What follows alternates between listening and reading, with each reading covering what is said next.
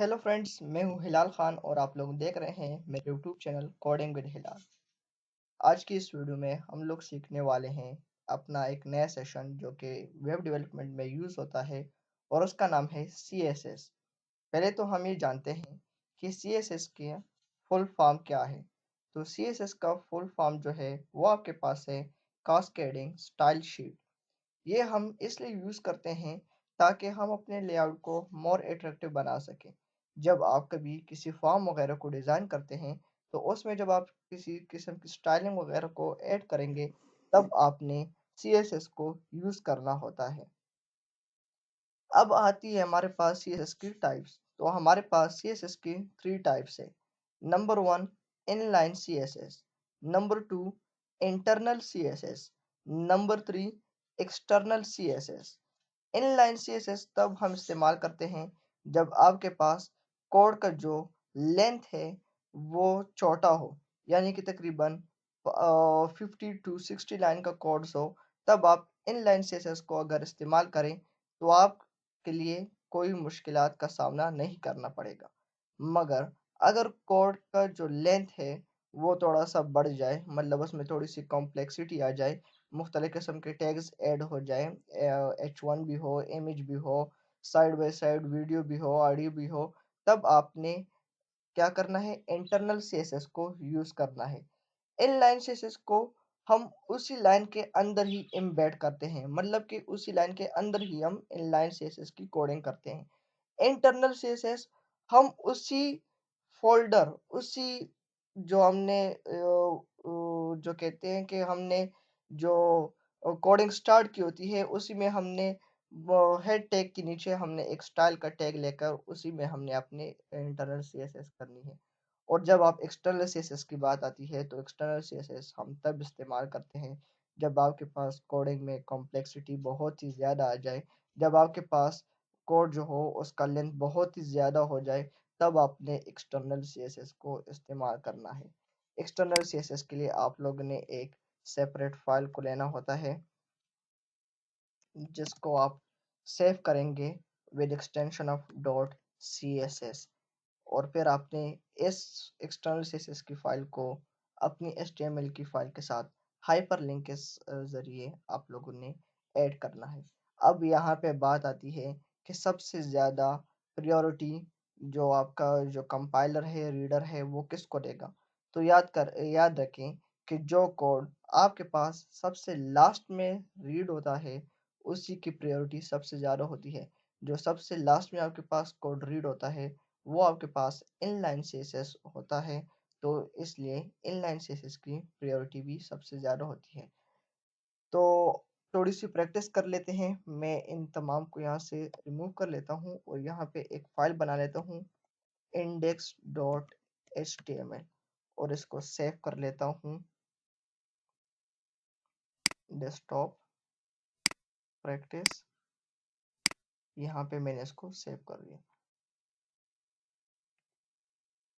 अब आप लोग को मैंने बताया कि हम जब CSS करेंगे तो हमने एक एक्सटर्नल फाइल को लेना होता है। तो वो मैं यहाँ पे ले लेता हूँ, उसको नाम दे देता हूँ custom.css।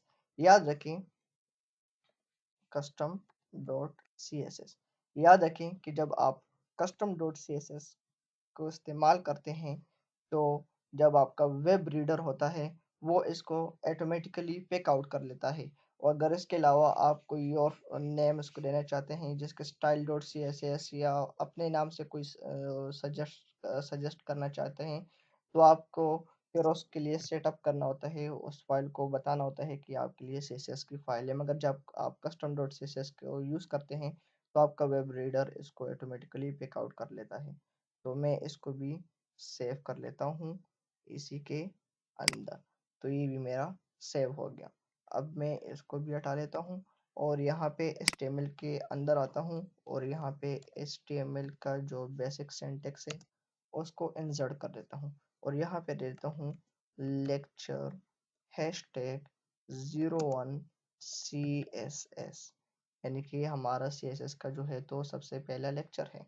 अब यहाँ पे मैं लेट सपोज ले लेता हूँ H1 और यहाँ पे ले लेता हूँ हेलो वर्ल्ड। अब इसके बाद मैं इसी को कॉपी कर लेता हूँ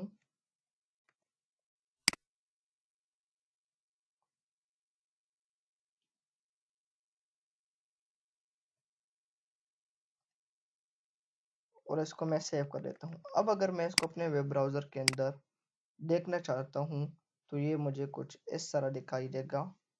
देखिए आपके पास hello world, hello world, hello world आ गया।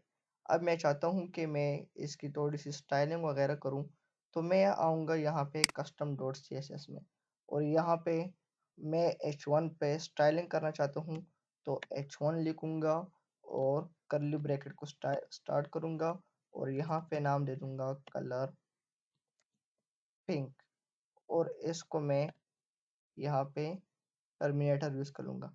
अब इसको मैं यहाँ पे सेव करता हूँ। अब अगर मैं यहाँ पे आता हूँ तो मेरे पास यहाँ पे ये काम नहीं करेगा। क्यों काम नहीं करेगा? क्योंकि मैंने इसको इसके साथ लिंक नहीं किया है। तो लिंक कैसे करेंगे? हम यहाँ पे लिंक लिखेंगे, कंट्रोल स्पेस दबाएंगे, मेरे पास पूरा का पूरा ये कोड आ जाएगा, और यहाँ पे href के अंदर आप लोगों ने उस फाइल का नाम दे देना है custom dot C S S. अब जब मैं इसको यहाँ पे सेव करता हूँ और यहाँ पे आके इसको दोबारा से रीलोड करता हूँ, तो देखें मेरे पास जितनी भी H1 की टैग्स थे वो सारे के सारे क्या हो गए हैं? पिंक हो गए हैं। अब मैं क्या करता हूँ, यहाँ पे मैं एक आपको, ये तो मेरे पास था एक्सटर्नल सी एस एस। अब इंटरनल सी एस एस में क्या करता हूँ, यहाँ पे स्टाइल ले लेता हूँ, कलर ले लेता हूँ, रेड कर देता हूँ। अब इसको मैंने सेव किया तो देखिए मेरे पास ये रेड हो गया। अब मैंने आपको बताया था कि जो कोड सबसे लास्ट में रीड आउट होता है उसकी प्रायोरिटी सबसे ज़्यादा होती है। हालांकि मैंने पहले custom dot C S S में इसका नाम दिया था, कलर सॉरी दिया था पिंक, और अभी मैंने यहाँ पे इसको कलर दे दिया है रेड। तो ये मेरे पास पिंक को नहीं पिक आउट करेगा, ये मेरे पास रेड को पिक आउट करेगा। रेड को क्यों पिक आउट करेगा? क्योंकि इनलाइन सी एस एस जो है वो आपके पास सबसे लास्ट में रीड आउट हुआ है और इसी के जरिए वो उसे पिक करना चाहता है। इसके अलावा आप टारगेट करने के लिए यहाँ पे आईडी और क्लास को भी यूज कर सकते हैं। आईडी और क्लास को हम कैसे यूज करेंगे? लेट सपोज मैं इसी को ले लेता हूँ और इसको नाम दे देता हूँ क्लास न्यू। इसको सेव किया, यहाँ पे आए, यहाँ पे किया, तो ये देखिए ये हमारे पास दोबारा से H1 वाला जो था ये हमारे पास ये हो गया है। अब अगर मैं यहाँ पे U1 चले ले लेते हैं, यहाँ पे सेव किया, यहाँ पे आए, यहाँ पे किया, रिलोड हो गया। अब यहाँ पे मैं अगर इसको टारगेट करना चाहता हूँ तो याद रखिए कि आपके पास CSS में एक क्लास होता है और एक आईडी होती है। जब कभी भी आपने क्लास को टारगेट करना है तो आपने डॉट को यूज करना है, और जब कभी आपने आईडी को टारगेट करना है तो आपने हैशटैग को यूज करना है। तो मैं यहाँ पे दे देता हूँ न्यू वन। ये मेरे पास टारगेट हो गया, जो कि मेरे पास ये वाली लाइन है ये मेरे पास टारगेट हो गई है। अब मैं यहाँ पर लेट सपोज यहाँ पे कलर देता हूँ रेड।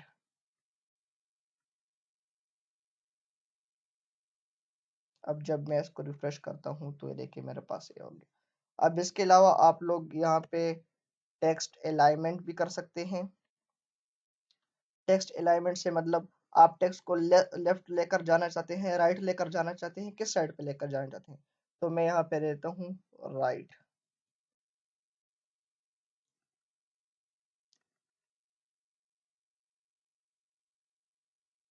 तो ये मेरे पास यहाँ पे आ गया। अब अगर मैं इसको देखें टेक्स्ट अलाइनमेंट सेंटर, तो ये क्या करेगा, मेरे पास सेंटर में आ जाएगा। अब इसको लेट सपोज मैं आईडी दे देता हूँ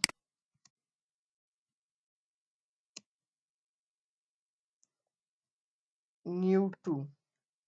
याद रखें कि आईडी जो होती है वो आपके पास यूनिक होती है। यूनिक इसलिए होती है क्योंकि जब आप पीएचपी की कोडिंग करेंगे तो यहाँ पे आपने आईडी के ज़रिए ही चीज़ों को पिक आउट करना होता है और सबमिट कराना होता है, इसलिए आपके पास ये आईडी जो होती है वो यूनिक होती है। मैं इसी कोड को यहाँ से कॉपी कर लेता हूँ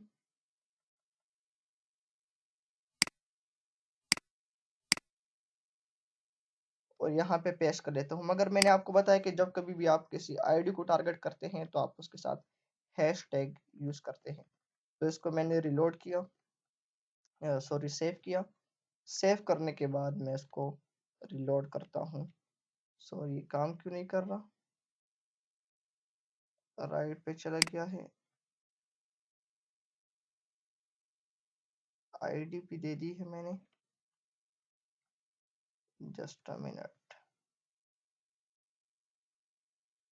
ID new to hello world dot, oh sorry sorry sorry sorry,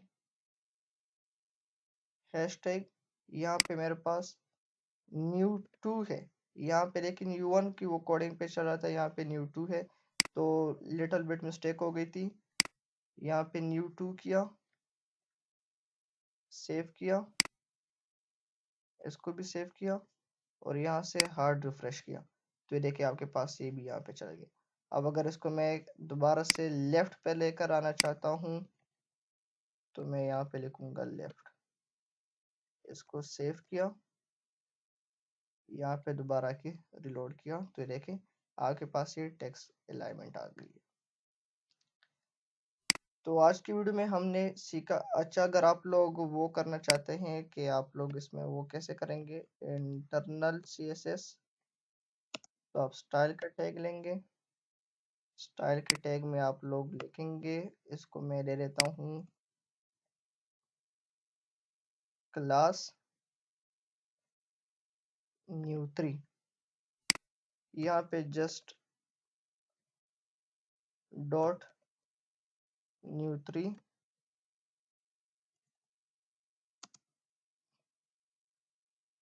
colour black और सेव।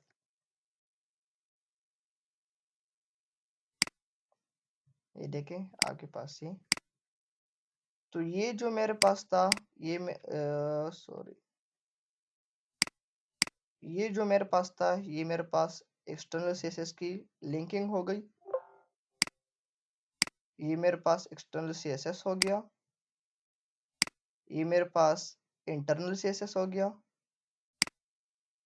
और यहाँ पे जो मैंने की थी वो मेरे पास जो स्टाइल मैंने दिया था, मैं यहाँ पे दोबारा से भी खैर लिख देता हूँ, इस सेक्शन को मैं कमेंट कर लेता हूँ।